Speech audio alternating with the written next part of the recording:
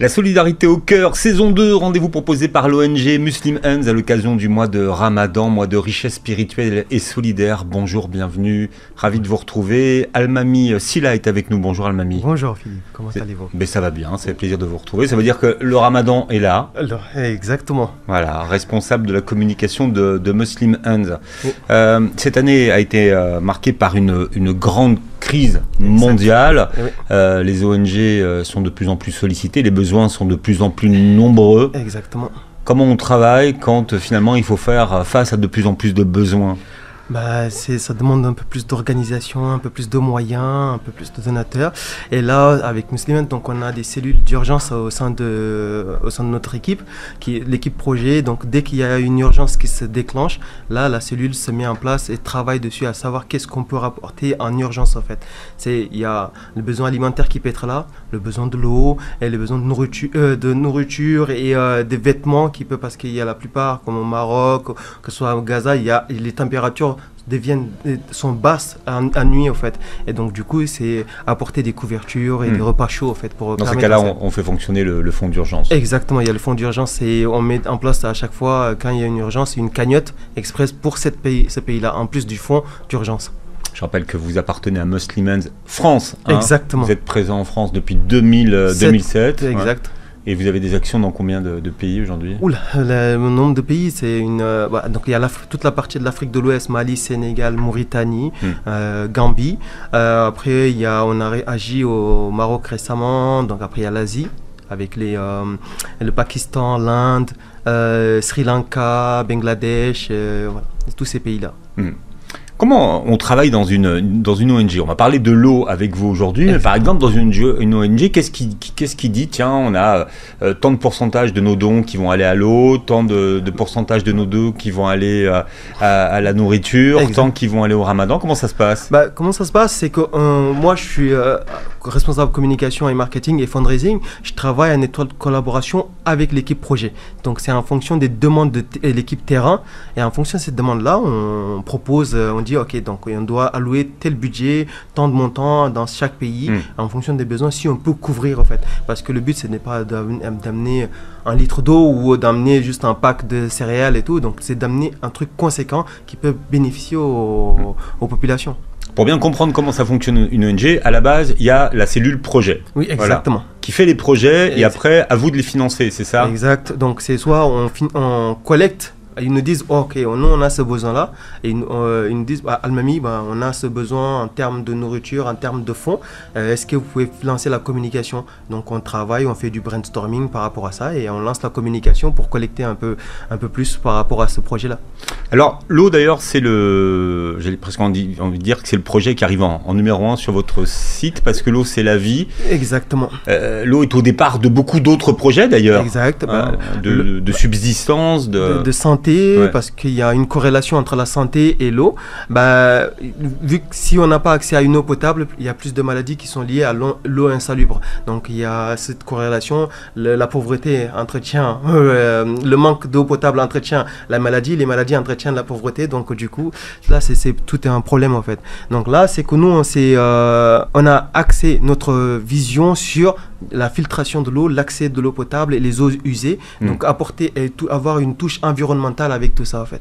Voilà. En fait, il faut expliquer à ceux qui nous écoutent que c'est une approche qui est, on va dire, personnalisée. Exactement. Et diversifiée en fonction du terrain. En fonction du terrain. C'est pas la même approche. C'est pas les mêmes approches. Et c'est quand on fait un puits, les pompes à eau marchent plus en Asie, parce que le sol, l'eau, on va dire le fond de l'eau, on peut accéder directement. C'est pas trop profond.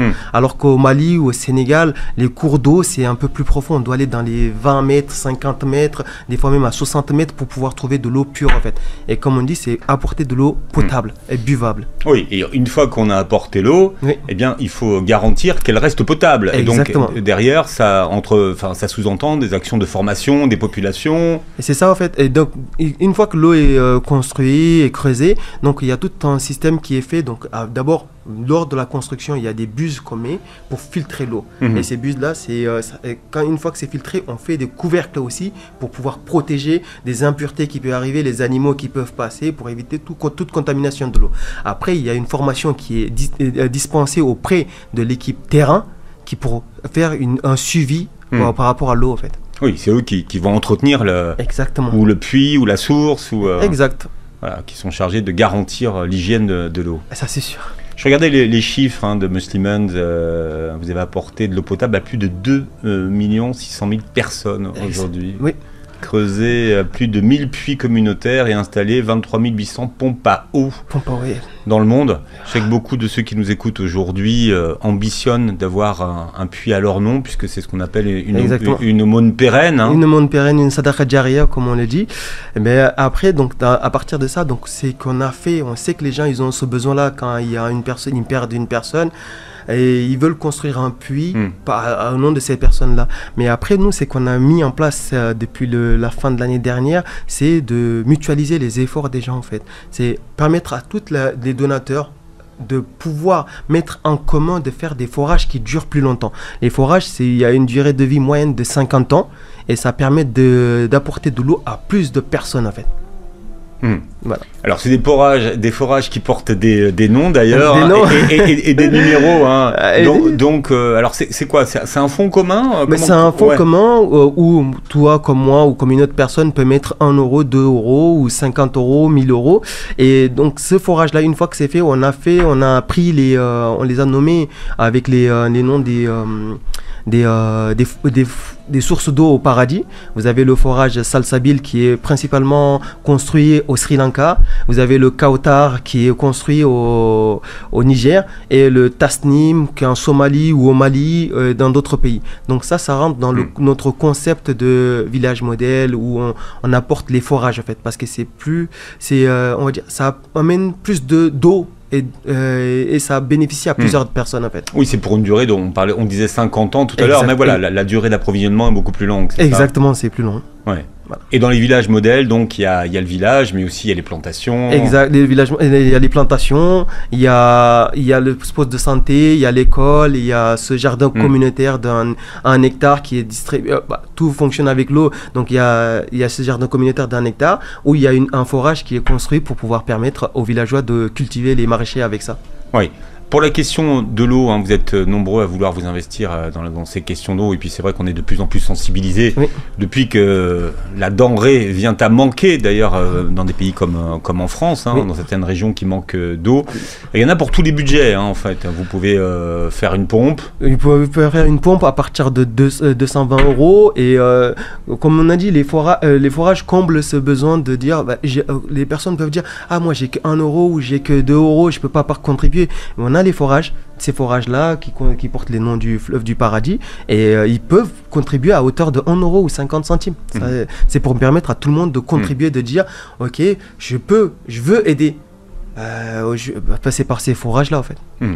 Et pour ceux qui ont des plus gros budgets, alors il reste le puits, bien sûr. Oui.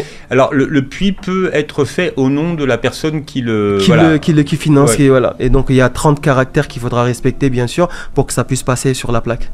C'est-à-dire que voilà, c'est une plaque au nom du donateur. Du donateur, où il peut choisir de mettre une phrase, quelques mots, mais il faut que ça dure 30 caractères.